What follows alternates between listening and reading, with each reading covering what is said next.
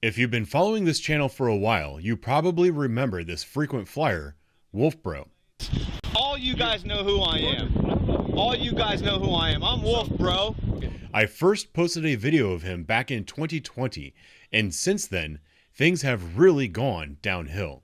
He's been arrested more than 20 times and still refuses to take any responsibility for his actions. At one point, he even accused me of filing false reports just to frame him. And then he writes the false warrant. My family's not even at a domestic violence shelter. I was staying in a woman's domestic violence shelter, and they were giving me sanctuary. And in addition to that, his last statement was, I can't wait to get my hands on your next arrest video.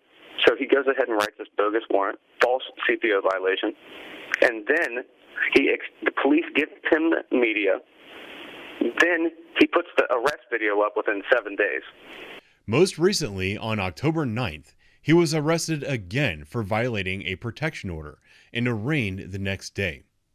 Here's the video from the arraignment, where the judge set his bond at $250,000, as well as ordered a competency evaluation.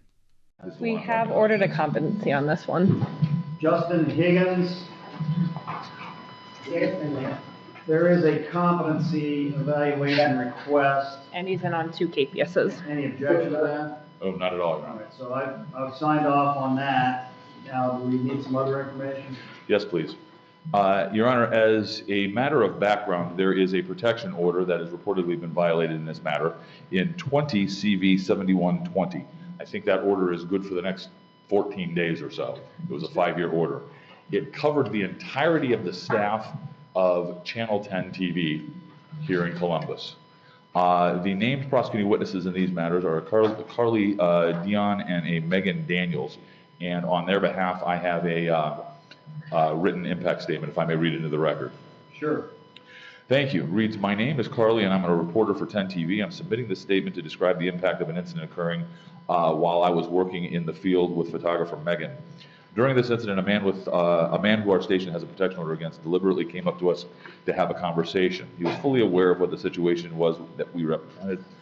Excuse me, that we represented. Forgive me. And that he was not legally allowed to be within a certain distance of us. Despite that, he made the decision to ignore those boundaries and engage us directly. As journalists of the field, we were trained to always be on guard and vigilant. That day, a weird feeling came over me when he said his name was Wolf. I had remembered a while back someone mentioned the protection order we had against a man who had previously harassed reporters and photographers at our station, and I remember being told to be on guard because he had just been released from jail. Knowing that someone who has already demonstrated threatening behavior towards my colleagues could so blatantly disregard a court order made me feel vulnerable and unsafe. The incident has affected more than just my sense of personal safety. It's shaken my confidence in being able to perform my duties freely without fear. Journalism requires us to be in the public, to engage with people, and to report from scenes as they unfold. Yet experiences like this remind me that simply doing my job can make me a target. It is difficult to balance a commitment to informing the public with a very real concern that someone could approach, harass, and harm us while we're out gathering the news.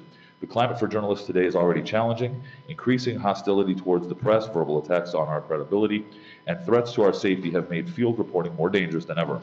Many of us face harassment online and in person simply for doing our jobs that are vital to a functioning democracy. When individuals disregard legal protections and intimidate members of the press, it sends a message that our safety and our work are not respected. Since this incident, I have felt heightened anxiety when working in the field. I find myself constantly scanning my surroundings, wondering if he or somebody like him might appear again. The ongoing sense of fear and vigilance takes a toll. I'm asking the court to take this violation seriously. The protection order exists for a reason, to prevent this exact kind of encounter. No one should have to endure the fear or intimidation of being approached by someone who has already been deemed a threat. Thank you for your consideration, Carly Dion. Has the court had opportunity to read the facts in support of probable cause? Yes. Your Honor, I would note that video footage of this incident was collected by officers.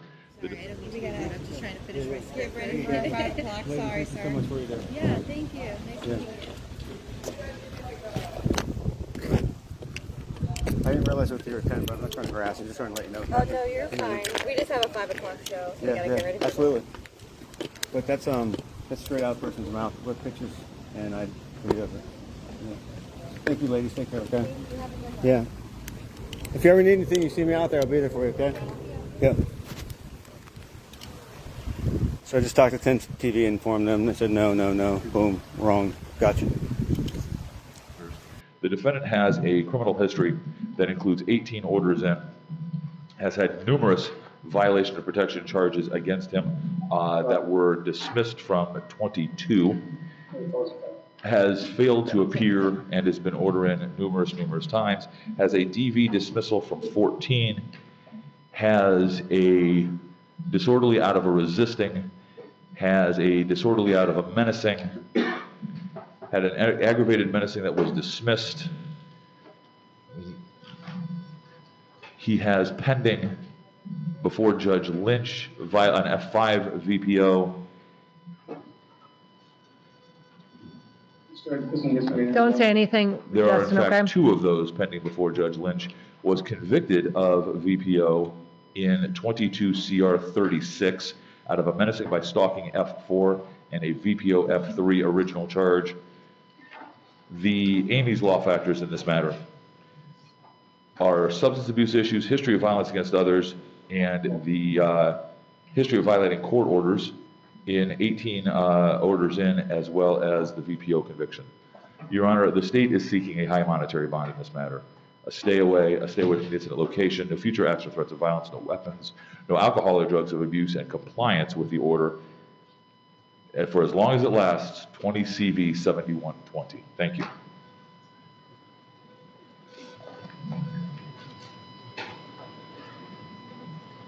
Counsel? Thank you, Your Honor. Bond, as I said, is academic at this point. He was arrested yesterday during a warrant set-aside hearing that he was doing here with his attorney, Taylor Ellerkamp, who I have a not guilty jury time waived.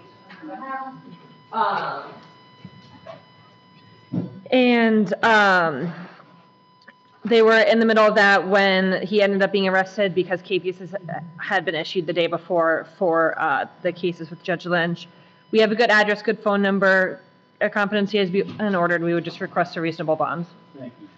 Bond will be conditioned on a stay away from the prosecuting witness, the offense location, and 770 Twin Rivers Drive. No acts or threats of violence. I've signed the competency evaluation order as well. It's not guilty jury, time not waived. Bond itself is $250,000 cash or surety. Thank you, Your Honor. Thank you. Your Honor, I've never been violent in my life. Sir, don't say anything, okay? Go to the back if you have questions. I've already passed the competency evaluation. Your Honor, could we make one of the conditions Thank you, sir. compliance? If you have any other questions, ask your attorney in the back.